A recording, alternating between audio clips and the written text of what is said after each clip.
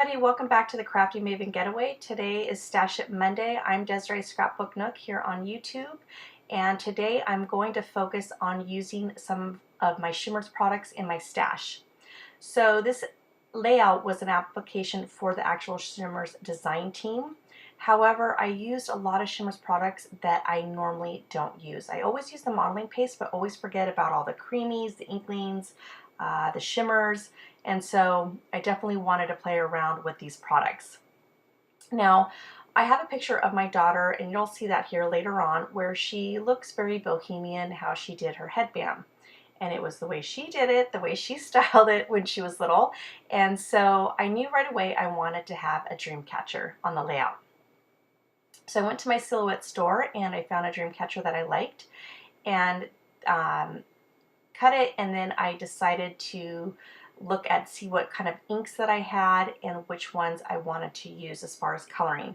And so for the twine, I ended up using Golden Wheat. Now that is a Shimmers coloring. And so then to color the flower inside, I use my magenta, which is also Shimmers, but then the blue is going to be Inklings. Now, Inklings is kind of like a hard paste where you have to spray some mist or some water in it. However, first time doing it, I put way too much water. So fast forward 3 weeks later, because this layout I did make 3 weeks ago, it still has water in it, so I'm hoping it doesn't ruin it. So one thing I did notice while I was using these products, like I said, they've been in my stash for probably well over a year. The Shimmers has, now that's the one where it has like an oil to it, and I'm finding that it's very chunky. So when I went to paint, it was leaving almost like not like chunks of glitter in it. And so I don't know if over time it has like an expiration date, but that's one thing that I found while using this product. So I'm glad that I used a lot of it up while painting this dream catcher. So here is exactly what I envisioned, which was, like I said, 2 colors for the flower, and then to have that twine look like more realistic using the Golden Wheat. Next, I wanted to use the same exact colors for the feather. I did make sure that I had the Golden Wheat go all the way down as far as to where the roping would go before it goes to the feathers. And then I didn't want the same exact color, but I wanted a yellow, so I used my Sunny. I didn't purchase any new products. Like I said, I used the ones that I had, because that is what Stash It Monday is all about, is using what you got and somehow making it work. So then I painted the other feather the same magenta, and then I let it dry and I came back for a second coat. Now I actually did 2 of them, and I ended up picking the very first one that I did because that one I liked a little bit better. So I just felt like I took a little bit more time painting all those little intricate areas, especially where the flower was. I really had to pay attention to make sure I was painting, since there was 2 flowers, that I was making sure I was painting the right one. Okay, I'm going to glue that down with some tacky glue, and then I'm going to, there's the picture of my daughter. So because I did this, I started off with Shimmers products, I had to go into my stash and find some colors that would work. And I really thought the crepe paper Cute Girl was a perfect match. So I grabbed some of the papers from the 6x6 pad, and then I'm going to layer them up. Now, I guess decided on how I wanted the layers to go. I usually back up my photos with a white trim. However, because I didn't on this one, I'm looking at it right now. No, I did not. I wanted to pick something more solid, and even though that pink has a pattern to it, it is pretty much a solid color. So I put the pink behind the picture, and then I had different prints such as black and white in between that, and then the most colorful one in the very back. Just a matter of preference. The way sometimes I like to see how it settles on my eye, and that's how I make decisions on my papers, or layering my papers.